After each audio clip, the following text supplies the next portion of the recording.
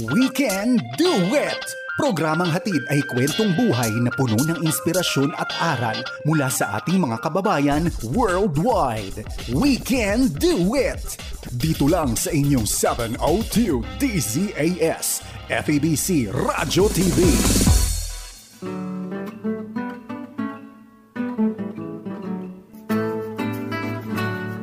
From Southern California, the Far East Broadcasting Company presents We Can Do It!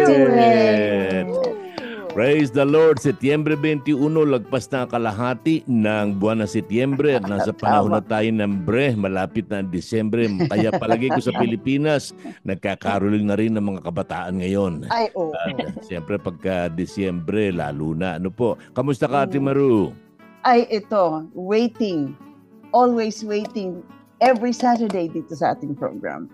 Kasi exciting ang ating mga guests at napakaganda. I'm getting a lot, no?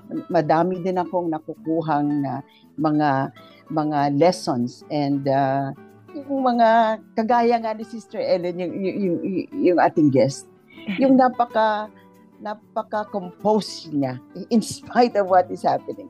Pero kami po ay narito na naman sa ating isang episode ng We Can Do It. At kami ay nagpapasalamat sa Panginoon. He always give us time to serve Him and to love Him and to love other people.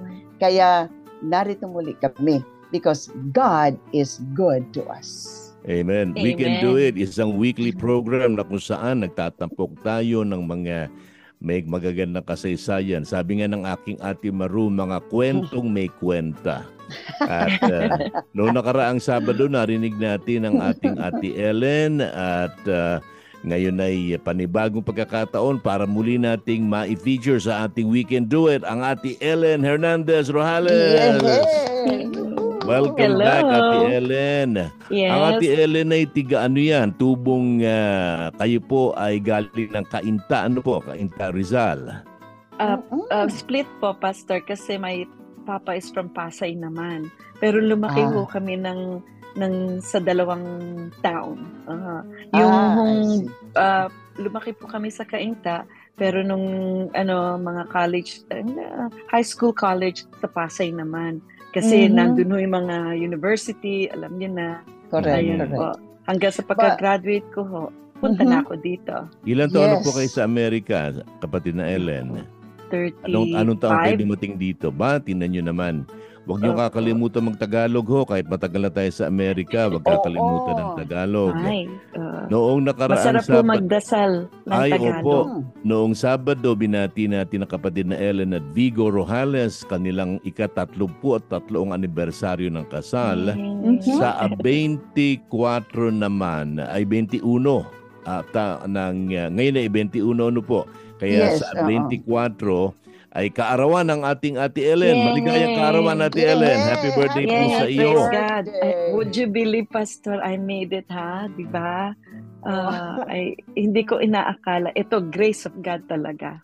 Yeah, wow. Grace of God talaga. Kasi akala ko yung stroke ko.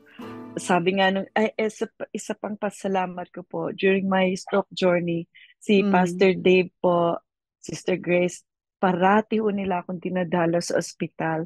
And walang pataw. At talagang yun ho, I have to say, marami pong salamat at dun ho ako kumukuha rin ng strength. Lakas. Kasi pag nasa ospital po kayo, sarado, wala kayong nakikita eh. Wala akong Bible, wala akong phone, nothing. Si Pastor lang ang nag-feed sa akin ng word. At talagang, minsan di ko maalala yung mga passages and stuff. Kasi daming nangyayari sa ospital. Check ng blood, ng sample, mga ganyan. Kung saan ka dinadala mga check-up. Ganon. Kaya it's a breath of fresh air when I see them. Yeah. Wow. Kaya salamat po. Walang anuman po. Ate Ellen, ano classification ng stroke? Ito po by mild? Hindi naman ito po. Hindi ito massive. Salamat hindi sa Panginoon. Hindi po. Praise the Lord. Mild stroke po ito kasi naagaran. Pero kung hindi po naagaran, it could be a worse type of stroke. Pwede. Kasi yung hemorrhage po, hindi siya clot, hindi siya aneurysm. Para kung yung dumaloy po yung dugo dun sa part ng brain nyo, kung hindi mo naagaran, mag-i-spread siya sa other channels kasi may mga department tong ating brain. Baka kumalat doon, mapaparalyze po ako. Actually, hindi ko talaga ho inaakala. Ina-explain na lang ho sa akin after na ang stroke ko ay naagaran. Kaya ang Idagdag tawag na ko natin noon ay dito. hemorrhage stroke. Ay, idagdag na natin dito. Hindi po tayo mga mediko, ano po. Pero isa sa mga lagi ko narinig ko din kay Sister Ellen, na ang susi dito pagka kayo mga tagapakinig, mga manunood, ay sa palagay nyo may dinaramdam kayo, sa palagay ninyo stroke, huwag nyo nang hulaan. Tumawag agad ng ospital, Yes. padala agad kayo sa ospital sapagkat timing ang napakahalaga. Opo. Tulad ng ginawa ni Parang Sister relo. Ellen. Parang relo. Nabanggit mo yung relo nung isang Sabado, Iha. Ngayon na ikaw ay purihin ng Panginoon, mild stroke, at salamat sa Diyos, ikay nakakakilos, nakakalakad, hindi Yes. na paralyzed si Sister Ellen na karaniwang nangyayari sa mga stroke victims. Ngayon sa iyong hindi pa natin masasabing fully recovered ka, no? Ganap ng magaling. Ano ang iyong ginagawa ngayon para ikaw ay lumakas? Hindi ka pa rin nagbabalik sa trabaho, Iha? Opo, kailangan ho may go signal o clearance ng neurologist at ng therapist. Balik po tayo dun sa nung nandun na ho ako sa rehab. Ako po ay with the good insurance, also invest on a good insurance by the way. Meron po akong sariling physical therapist, occupational therapist, speech therapist, may sarili po akong dietitian at may stroke ed po kami. Lahat po sila, they work together para mabuo kayo uli. And it's real, ang brain pala natin really work by seconds. So, araw-araw po, rigorous yung aming activity kasi ganun mag-absorb ang brain para madali ho kayong gumaling. Yun po ang talagang recipe in a way or technique or system, strategy is kailang agaran. Dahil ang brain ho natin may oras. May oras ho siyang mag-perceive, mag-absorb. Kaya yung sa mga nagpapanik o wag na ho. Kailangan kilalanin nyo ang sarili nyo na kung ito'y kakaiba sa akin, tawag na agad ng help at saka kailangan sabihin niyo ho agad kung nasaan kayo. Hindi kasi wag niyo sasabihin na name niyo lang, gano'n kasi baka yung phone niyo, hindi ho telepono niyo ang ginamit niyo. Siyempre yung phone na yon ay hindi sa name niyo. Kaya kailangan yung gagamitin yung phone ay inyo or sabihin niyo na kung nasaan kayo. Kasi yun ho ang naging susi sa pagpunta nila sa akin. Sinabi ko agad address ko. Hindi ko sinabi ibang bagay. Sabi ko, name ko, address, yun. Tapos in 5 minutes, nandyan po sila. Wow. Tapos ayun, anyway, going back na dito sa aking rehab, ang akin pong naging stroke o naging resulta ng stroke ko ay vertigo, yung para ho ako nasa sailboat, at saka stiffness ng neck ko ho. Hindi ko maiikot yung neck ko left and right. Dito lang ako yan, forward lang. Kaya nung dinalo ako na pastor, nasa harapan ko lang sila.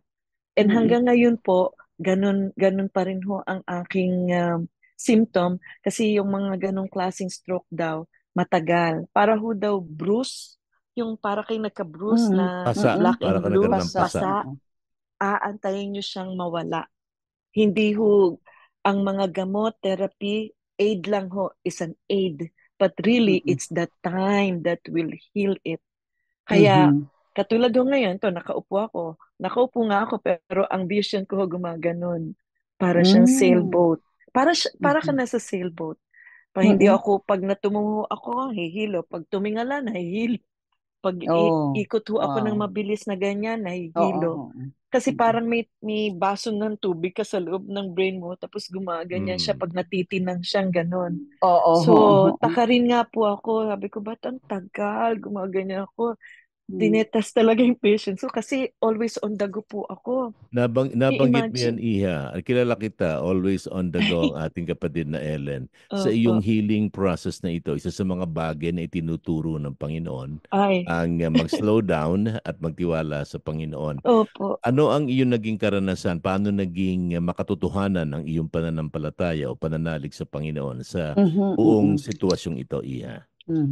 Iyon nga po, tinitest yung pasensya, mapasensya na po akong tao eh. Pero talagang yung pasensya, tinuro po sa akin ng Panginoon na magtiwala sa Kanya, yung mag-antay. At saka nagkaroon po ako ng devotion every night. Kasi Oh, isa yes, sa mga yes. stroke ed ko na bago matulog, wala kang gadget. Wala kang gadget. Kailangan Mm-mm. magbasa ka ng mga Bible or whatever na Mm-mm, hindi mm-mm. ma-stress yung brain mo. Ano. Nagkaroon po ako ng devotion and every night, Pastor, ewan ko kung naikwento ko po sa Mm. every night, excited akong buksan yung Bible. Kung ano, sabi ko, naku, kakausapin ako ni Lord. May message sa akin si Lord. Kung bakit talagang every night, Pastor, every night po, swak na swak yung mga word. Para siya nangungusap sa akin na sabi Yes. niya sa akin, mag-antay ka. Sabi niya, magtiwala ka sa akin. Mm-mm.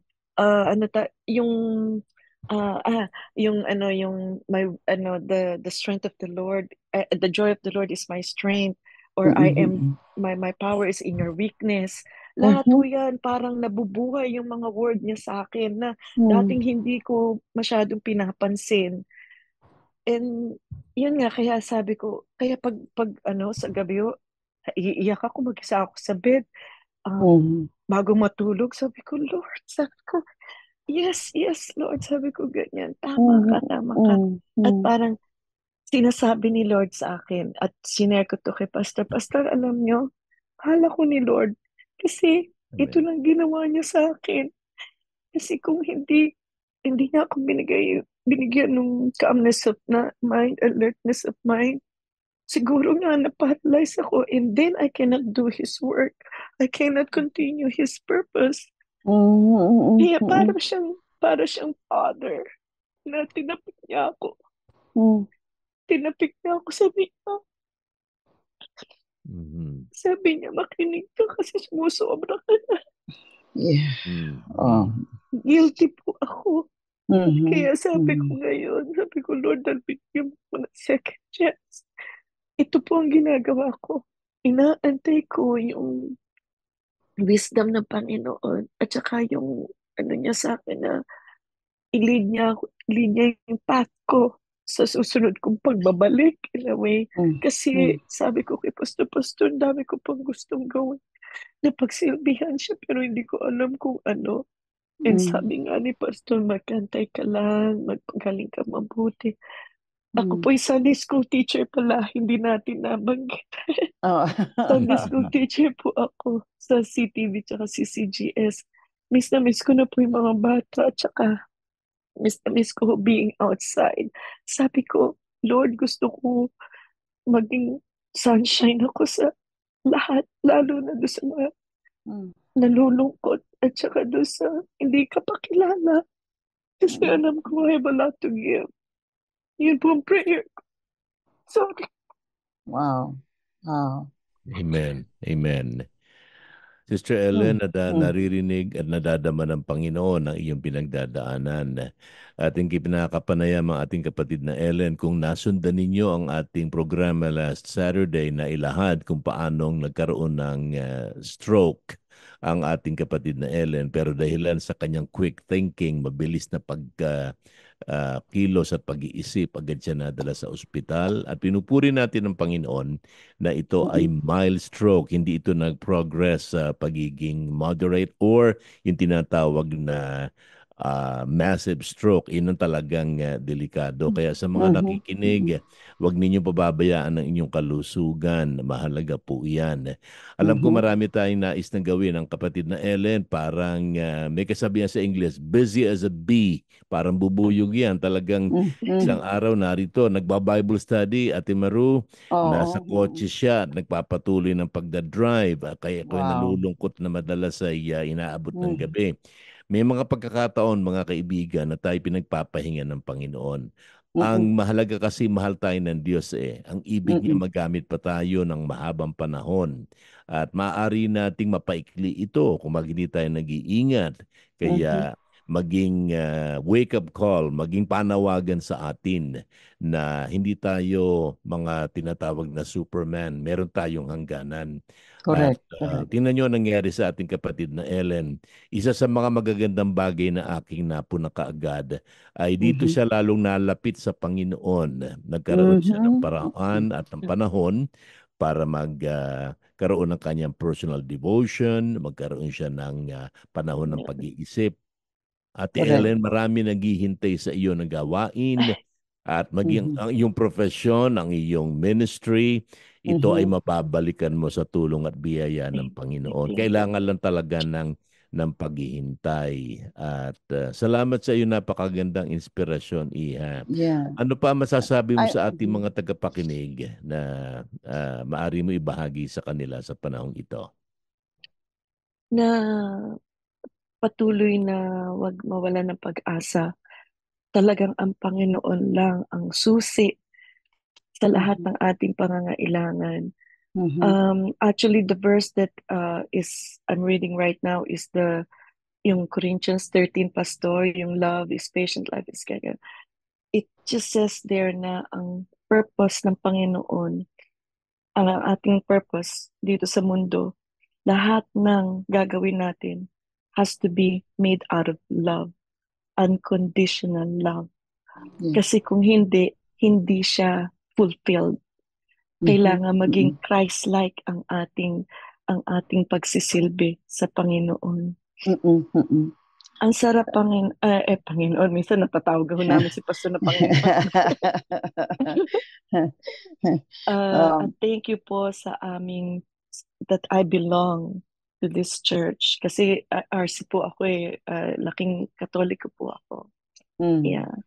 And the reason why I chose to be a Christian because I seek for the truth. Kasi gusto ko malaman yung truth. Yun. At ito na nga, I found it and because that's our key to happiness. Happiness is not a destination. It's not. And others thought that it's a destination. It's not. It is the Lord. Yeah. And it is the journey. Tama yan. Balikan natin ang Ate Ellen, Ate Maru, at maipag-pray tuloy natin siya bago tayo magtapos. Ano po? May announcement ang aking Ate Maru. Ang ating programa po, We Can Do It, ay ito ay napapakinggan sa FEBC Radio TV at napapanood sa Facebook Live at sa YouTube channel ng 702 DZAS FEBC Radio TV. At maraming salamat po sa nagko-comment na sa ating program. Thank you so much for those encouragement sa amin. At ganun din po ang ating mga kaibigan sa Coronadal, South Cotabato. Kami po ay mapapakinggan sa DXKI 1062 Coronadal, South Cotabato tuwing Miyerkules alas 5:30 ng hapon. Alam mo, Dave, I was listening sa patutuo ng ating kapatid sa Panginoon. I'm just reminded that every step of a righteous man are ordered by the Lord. And then it dawned on me na every step of a righteous man are ordered also by the Lord. Di ba? Sometimes mayroong purpose ang Panginoon na, kailangan kita dito. You have to stop what you're doing and something's gonna happen to us na balik tayo sa Kanya. And we still have to go back. Sorry Lord, siguro gusto mo ako kausapin. You want me to spend more time sa iyo. So, narito na ako. Napakaganda at nakita ko yan sa buhay ni Sister Ellen. May kasabihan nga, the Lord is more interested in our being than in our doing. Mas may bigat sa Panginoon kung sino tayo at ang ating kaugnayan sa Kanya kaysa yung ating ginagawa. Correct. Kaya alam nyo ang inyong Ate Ellen, mga tagapakinig, mga manunood, napaka-involved po niya sa maraming bagay. Ang kanyang trabaho, pagsikat ng araw, nasa kalye na po yan. Mga kliyente niya pinupuntahan, dinadala niya ng salita ng Diyos, maliban, bukod sa kanyang mga produkto, dinadala niya ang pag-ibig ni Kristo. At purihin ang Panginoon. Amen. Bible study naman, prayer meeting, lagi nasa prayer meeting yan. Kasi Zoom Zoom tayo pagka nagpe-prayer meeting. Lagi Mm-mm. naroon yan, hindi nagmimintis ang Ate Ellen. At sa panahong ito na marami ang mga bagay na hindi pa niya nagagawa, idadalangin natin si Ate Ellen. At sa mga tagapakinig natin, maaring kayo po, mga kaibigan ay nasa banig ng karamdaman sa panahong ito. Tulad ng kapatid na Ellen, huwag ninyong iisipin na malupit ang Diyos na kayo ay nagkaramdam sa panahong ito. May dahilan ng Diyos kung bakit kayo nasa banig ng karamdaman, sapagkat ibig niya na kayo ay lumakas at patuloy pang higit na mas magamit. Patuloy na higit na mas magamit para sa kanyang gawain. Nais ko idalangin ang ating mga tagapakinig at ang ating kapatid na Ellen bago tayo humingi ng closing words kay Ate Ellen at kay Ate Maru. Mga kaibigan, tayo po sandaling dumalangin. Mahabagin at mabait naming Diyos, makapangyarihan naming Diyos. Salamat po sa kasaysayan na aming narinig patungkol sa iyong pagpapagaling, tulong sa aming kapatid na Ellen Rojales. Marami po sa amin ding mga nakikinig o nanonood ngayon ang maaring nasa panahon ng karamdaman o maaring dumaranas ng mabibigat na mga suliranin. Ang aming dalangin, O Diyos, abutin mo po ang bawat isa sa aming mga tagapakinig at muling ipaalala na ikaw ay buhay at ikaw ay gagawang may kapangyarihan. Pahintulutan mong ikaw ang siyang humubog ng aming buhay, maghihintay kami sa iyo sapagkat may maganda kang panukala at gagamitin mo pa kami tungo sa ikalalaganap na iyong banal na gawain. Salamat po, O Diyos, sa panahong ito na pakikinig namin sa napakakahanga-hangang kasaysayan ng aming kapatid na Ellen Rojales at amin po siya pinagtatagubilin sa iyo sa pangalan ni Jesus na aming dakilang manggagamot. Amen. Nadya akong bibigyan pa ng ilang minuto ang Ate Ellen. Ate Ellen, makapangyarihan. Very powerful ang iyong story. Bukod sa talaga ikaw ay pinagagaling ng Panginoon, yung healing process, natutuhan mo na maghintay sa Panginoon. Marami nakikinig sa iyo ngayon, maraming nanonood, may mga suliranin, may mga karamdaman. Concluding words, mga bilin mo sa kanila, sige iya. Masasabi ko po, Pastor, na ang Panginoon at ang kanyang mga promises, ang kanyang salita ay buhay. At patuloy pa rin siyang ulit ng ulit, hindi siya nag-iiba. Yung promises niya andyan at magagamit po nating sandata yon sa lahat ng pinagdadaanan po natin na huwag mawawala ng pag-asa. At lahat ng nangyari sa atin happens for a reason. Alam niya ho na bago tayo nga magdasal, alam na niya yung kailangan natin. Pero siya ay mapagmahal na ama, na at saka siya lang. Gusto niya siya lang. Focus ka sa kanya. Yun. At spread the word and bring a lot of, our brothers and sisters to His kingdom. Lalo na ngayon, iba na po ang panahon. Kaya kailangan maging vigilante po tayo, being the servant of the Lord. Yun po ang ating mission. Yeah. So alam ko, kaya niya ako in-equip ng ganitong wisdom, ng lakas, at binigyan niya ako uli ng pagkakataong mabuhay. Dahil alam ko in my heart, meron siyang papagawa. At thank you po uli for, binigyan niyo po ako ng opportunity na marinig sa Pilipinas. Opo. Thank you din, Ate Ellen. Thank you. Ate Maru. Yeah, you are an inspiration sa akin, sa amin ni Pastor Dave, at ganun din sa mga tagapakinig. Na sometimes itong mga pagsubok natin ay ginagamit ng Panginoon para lumapit tayo sa Kanya. And it's really nice, I have noticed that lately lang, sabi ko, I have to start the day with the Lord. When you start with the Lord, praying and seeking the face of the Lord, and hihingi ka ng protection buong araw, kung anong gagawin mo, kung anong sasabihin mo, pananalita and everything. Alam mo, napakaganda kasi pag aware ka, maiiwasan ang mga kasalanan, yung mga pag-iisip mo na self-pity ka, yung ganun tipo. It's really nice. The Word of God is really alive sa atin at nangungusap palagi yan sa atin. Amen.